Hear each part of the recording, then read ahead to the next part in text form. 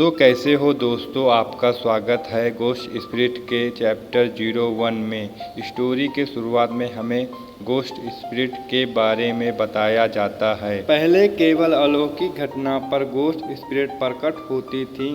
उनमें से कुछ दयालु और मिलनसार होती हैं, लेकिन कुछ ऐसी भी होती हैं जो ईवल और ख़तरनाक होती हैं। 100 साल पहले गोस्ट स्पिरिट का हमला बढ़ गया था। गोस्ट स्पिरिट मज़े के लिए वह इंसानों को मारने लगे। गोस्ट स्पिरिट हमले के कारण इंसानों की संख्या दिन पर दिन घटने लगी।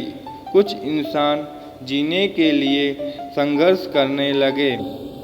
ये सब देखकर गोस्ट मास्टर अपीयर होने लगे। गोस्ट मास्टर मेंटल पावर से गोस्ट को काबू में करके दूसरे ईवल गोस्ट से लड़ते थे। जो गोस्ट स्पिरिट पकड़ते थे उन्हें काबू करने के लिए गोस्ट टोकन के अंदर कैद कर देते थे। केवल 100 दिन के बाद गोस्ट समारोह आता है। तभी जिन्हें गोस्ट टोकन द्वारा चुना जाता है वे लोग अकेडमी के प्रवेश करने और गोस्ट मास्टर बनने के उम्मीदवार के लिए योग्य होते हैं। आगे हमें लिंक सिटी दिखाई जाती है, जिधर दूसरा गोस्ट मास्टर अकेडमी है। क्लासरूम से एक बच्चा कहता है, मैं आज गोस्ट को बुलाने का समारोह से बहुत घबराया हुआ हूँ। मैं साथी गोस्ट को बुलाने वाला हूँ। कल्पना कीजिए कि हम असफल ना हों, वरना पूरा जीवन बर्बाद हो जाएगा। हम केवल सिटी के बच्चे पैदा करने वाले ही बन पाएंगे। मैंने सुना है कि एक सामान्य नागरिक को 30 साल की आयु से पहले कम से कम 10 बच्चे पैदा करने की आवश्यकता होती है। अगर सोचो, ऐसी जगह कोई इंडियन या भारतीय को भेज दिया जाए तो वहाँ पर वो एक दिन में कितने बच्चे पैदा करने की कोशिश करेगा और कितनी लड़कियों के साथ मज़ा करेगा। आप लोग इसके बारे में ज़रूर सोचिए। चलो इस सब छोड़ के आगे अपनी कहानी की तरफ बढ़ते हैं। क्लास का मोटा लड़का कहता है, कोई आ रहा है। आगे अपना मेन कैरेक्टर कहता है, आखिरकार मेरे लिए अपना जीवन बदलने का समय आ गया है। फिर हमें अपने मेन कैरेक्टर के बारे में बताया जाता है। उसका नाम लिन फैंग है। उम्र 15 साल, गोस्ट मास्टर अकेडमी का नया छात्र है। आगे लिन फैंग कहता है, मैंने 10 साल पहले ऐसी कमज़ोर गोस्ट टोकन उठाया कि वह भविष्य में कभी अवेकन ना हो सका। इसलिए मेरे माता पिता ने मुझे छोड़ दिया। लोग मुझे परेशान करते थे कि तेरा गोस्ट टोकन तो थोड़ी सी भी गोस्ट स्पिरिट की आभास नहीं है आती है। बिल्कुल तेरी तरह यह टोकन भी एक कचरा है। इसे कचरा गोस्ट स्पिरिट भी कह सकते हैं। लिन फैंग उठकर एक लड़के को लात मारता है और कहता है, मैं कोई कचरा नहीं हूँ। लिन फैंग आगे कहता है, अगर मैं मजबूत हो जाऊँ तभी मुझे बुली नहीं किया जाएगा। मुझे आज के समन स्पिरिट सेरेमनी में अवश्य सफल होना चाहिए। आगे एग्जामिनर कहता है, सभी को हेलो, मैं आज के लिए ल्यू सिटी का गोस्ट मास्टर एसोसिएशन का एग्जामिनर हूँ। मैं स्पिरिट समारोह का इंचार्ज रहूँगा। आगे मोटू कहता है, एग्जामिनर इस गोस्ट मास्टर एसोसिएशन का क्या लीडर है? आगे एग्जामिनर कहता है, हाँ, सभी अपनी अपनी सीट पर शांति से बैठ जाओ। मेरी बात गौर से सुनो। सभी बच्चे अपनी अपनी गोस्ट टोकन को निकाल लो। कुछ बच्चे आस पास में बात करते हुए कहते हैं, एग्जामिनर क्या वह इंसान है या एक गोस्ट है? आगे एग्जामिनर कहता है कि काफ़ी लंबी समय बाद आज वह दिन है जब आप लोग गोस्ट स्पिरिट को बुलाते हैं। आगे एग्जामिनर कहता है, टोकन पर अपनी मेंटल स्पिरिट को डालो। आगे लिन फैंग कहता है, क्या गोस्ट टोकन जो इस तरह दिखता है, क्या यह किसी गोश्त स्पिरिट को भी बुला सकता है? आगे मोटू कहता है, मेरे टोकन से बहुत खून निकल रहा है। फिर एक लड़की कहती है, मेरे टोकन से भी सिग्नल मिल रहा है, यह बहुत गर्म है। लिंग फैंग कहता है, एक मेरा ही टोकन सिग्नल क्यों नहीं दे रहा है? जिसका गोश्त स्पिरिट नहीं जागा, जान लो कि उसका गोश्त स्पिरिट मर चुका है। उनमें से एक लड़का उठकर कहता है, तुम बकवास करना बंद करो, तुम इंसान भी नहीं हो, हमें तुम्हारी बात क्यों सुननी चाहिए?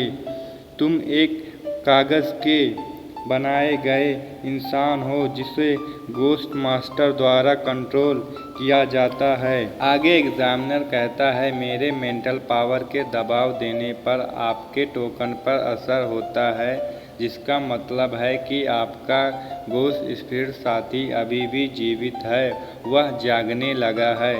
सभी बच्चे अपने टोकन पर मेंटल पावर को डालो, वह शुरू करो। एक बच्चा कहता है, मैं एक सामान्य इंसान नहीं बनना चाहता, मैं एक बच्चा पैदा करने की मशीन नहीं बनना चाहता।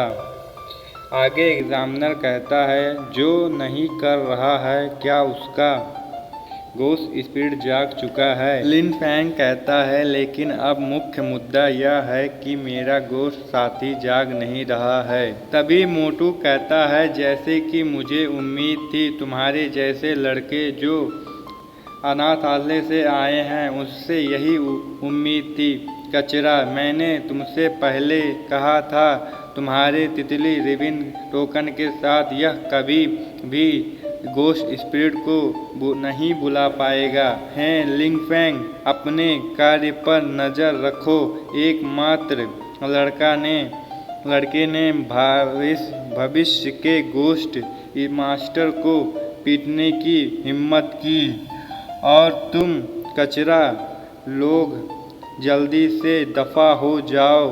तभी जो लड़का एग्जामिनर से बहस कर रहा था वह कहता है, मोटू, क्या तू मेरे हाथ से मरना चाहता है? तभी एग्जामिनर उसके पीछे आकर अपने गोश्त पावर से वहीं पर उसे मार डालता है और कहता है, जिसके पास कोई गोश्त स्पिरिट साथी नहीं है, वह सब लोग क्लास से निकल जाओ। आगे लिंग फैंग कहता है, क्या यह एक गोश्ट मास्टर की पावर है? सभी लड़के डरकर क्लास से बाहर निकल जाते हैं। लिंग फैंग के जाते समय मोटू उसे चिढ़ाता है और कहता है, लिंग फैंग, बाय बाय, कभी मत मिलना। आगे एग्जामिनर कहता है, अब जो लोग अभी भी यहाँ हैं, मैं तुम्हें सिखाता हूँ कि गोश्त को कैसे बुलाते हैं। अपनी उंगली काटो और अपने टोकन पर खून डालो, मेंटल पावर का प्रयोग करो। आगे लिंग फैंग कहता है, वास्तव में सब लोग सही कहते हैं, मैं वाकई एक कचरा हूँ। क्लास के और बच्चे गोश्त स्पिरिट बुलाने में सफल हो जाते हैं। तभी हमें दिखाया जाता है, मोटू कहता है, बचाओ बचाओ मुझे। उसे कोई ईवल स्पिरिट उस पर काबू करने लगती है। उसे सभी बच्चे देखकर कहते हैं, मोटू से दूर रहो, इसे किसी ईवल स्पिरिट ने काबू कर लिया है। तभी मोटू एक क्रीपी सी हंसी हंसता है और सभी बच्चों पर हमला करने लगता है। सभी बच्चे उससे बचने के लिए इधर उधर भागने लगते हैं। मोटू एक बच्चे के हाथ पर जख्म कर देता है। वह बच्चा बचने के लिए दरवाजे की तरफ भागता है। यह सब लिंग फैंग खिड़की से देखता रहा है और फिर कहता है, क्या यह सब देखकर एग्जामिनर क्यों कुछ नहीं कर रहा है? क्या वह बच्चों का टेस्ट ले रहा है इस ईवल स्पिरिट के प्रयोग के साथ? तभी मोटू दरवाजे से बाहर आकर लिंग फैंग पर हमला कर देता है। तभी सिस्टम की तरफ से मैसेज आता है, गोश्त को डिटेक्ट कर लिया गया है, लिंग फैंग कहता है क्या सिस्टम क्या? आगे सिस्टम कहता है आपके लिए सूटेबल घोस्ट स्पिरिट बना दिया गया है। फिर हमें दिखाया जाता है एक तरफ से मोटू हमला करने के लिए आता है, एक तरफ से सिस्टम की बनाई गई घोस्ट स्पिरिट लिंग फैंग को बचाने के लिए आती है। टू बी कंटिन्यू के साथ यहाँ पे चैप्टर समाप्त हो जाता है।